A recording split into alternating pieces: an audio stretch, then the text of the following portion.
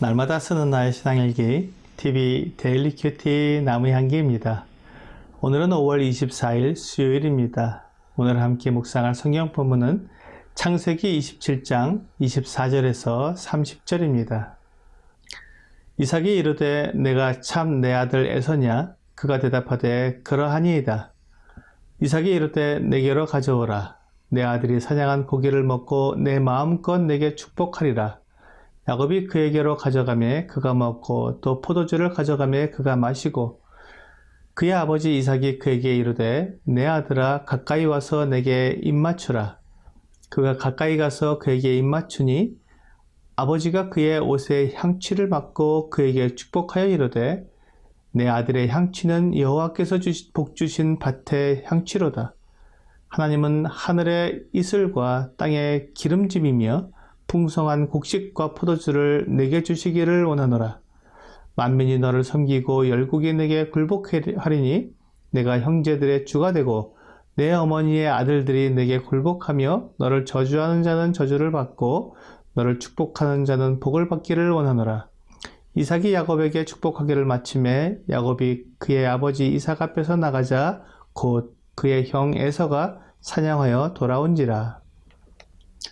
하나님은 사람의 실수와 잘못에 또 그 모든 상황을 통해 하나님의 뜻을 친히 이루어 가십니다. 사람의 마음을 인도해 주셔서 가장 올바른 길로 행하도록 도와주십니다. 잠언 21장 1절은 왕의 마음이 여호와의 손에 있음이 마치 봇물과 같아서 그가 임의로 인도하시니라고 말씀하고 있습니다. 여기에서 우리가 생각해 볼 부분은 하나님은 우리를 인도하시는 분이시지 억지로 끌고 가는 분은 아니라는 것입니다.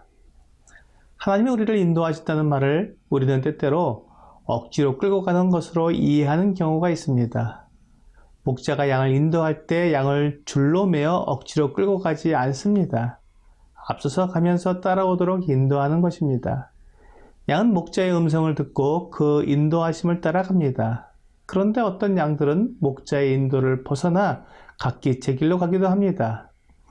이사야 53장 6절에서 우리는 다 양 같아서 그릇 행하여 각기 제 길로 갔거늘 여호와께서는 우리 모두의 죄악을 그에게 담당시키셨도다 라고 말씀하고 있습니다. 양들이 언제나 목자의 인도하심을 따라 순종하기만 하는 것은 아닙니다. 이사야의 말씀을 통해 양은 목자의 인도를 벗어나 제 길로 가는 본능이 있음을 알 수 있습니다.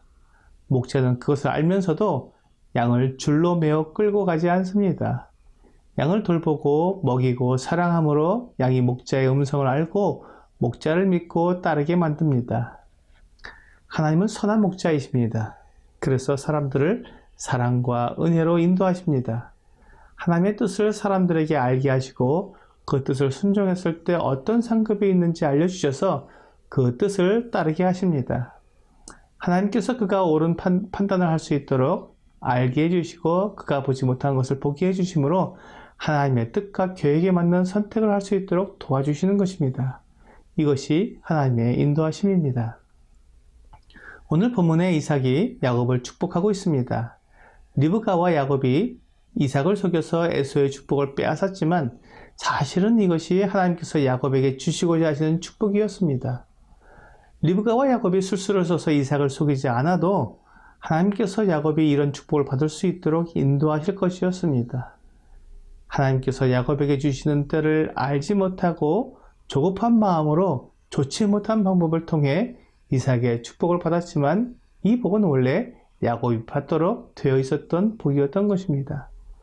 만일 리브가와 야곱이 이삭을 속이지 않고 이삭이 에서에게 축복을 하려 했다면 에서가 받는 축복의 내용은 야곱의 것과 달랐을 것입니다.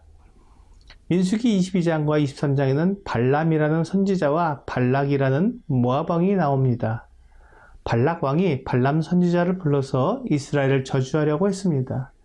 그래서 발락 왕이 발람 선지자를 데리고 산 위에 올라가서 이스라엘 진영을 보여주었을 때 발람은 이스라엘을 저주하지 못하고 이스라엘에게 맞는 축복을 하였습니다.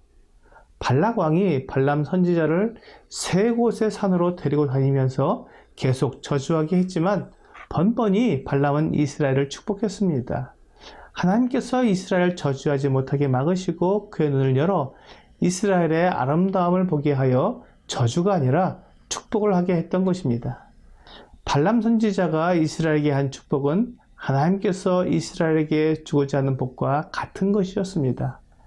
발람 선지자는 하나님이 보시는 눈으로 이스라엘을 보았던 것입니다. 그래서 하나님이 원하시는 복을 이스라엘에게 빌 수 있었습니다. 이삭이 에서가 아닌 야곱에게 속아 축복을 하고 있지만 이는 하나님께서 이삭을 통해 야곱에게 주시고자 하는 축복이었습니다. 그래서 이삭은 야곱에게 합당한 축복을 하였고 그 축복은 하나님께로부터 오는 축복이었습니다.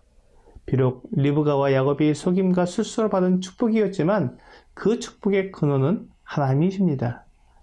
이삭이 복을 빌어도 그 복빔을 들으시고 응답하시는 분은 하나님이십니다. 그러므로 모든 복의 근원은 하나님임을 인정하고 하나님께 감사해야 합니다. 오늘의 적용 질문을 보겠습니다. 내 마음을 인도하시는 하나님을 경험한 적이 있습니까? 성령님께서는 하나님의 자녀들의 마음을 하나님의 말씀으로 인도하십니다. 미워하는 마음이나 시기하는 마음이 들 때 하나님의 말씀을 통해 새로운 마음으로 다른 사람을 보게 하여 하나님의 자녀로서 합당하게 살아가게 하십니다. 또한 잘못을 하거나 죄를 지었을 때 하나님께 자백하고 용서를 구하고자 하는 마음을 주십니다. 그래서 하나님 앞에서 거룩하게 살아가게 하십니다. 성령님의 이러한 인도하심을 받으면서도 그 인도하심을 거절하고 순종하지 않으면 성령님의 인도하심을 받지 못하게 됩니다. 이에 대해 디모데전서 4장 1절과 2절은 이렇게 말씀하고 있습니다. 그러나 성령이 밝히 말씀하시기를 후일에 어떤 사람들이 믿음에서 떠나 미혹하는 영과 귀신의 가르침을 따르리라 하셨으니 자기 양심이 화인을 맞아서 외식함으로 거짓말하는 자들이라. 믿음에서 떠나 귀신의 가르침을 따르면 양심이 화인을 맞은 것처럼 됩니다.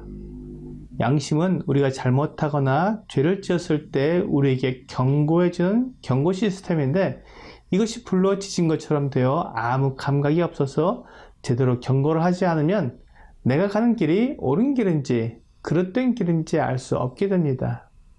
오늘 성령님께서 하나님의 말씀으로 내 마음에 말씀해 주실 때 거역하거나 불순종하지 않고 기쁜 마음과 착한 마음으로 순종하여 따름으로 하나님의 인도하심을 받는 여러분과 제가 되기를 주 예수님의 이름으로 기도합니다.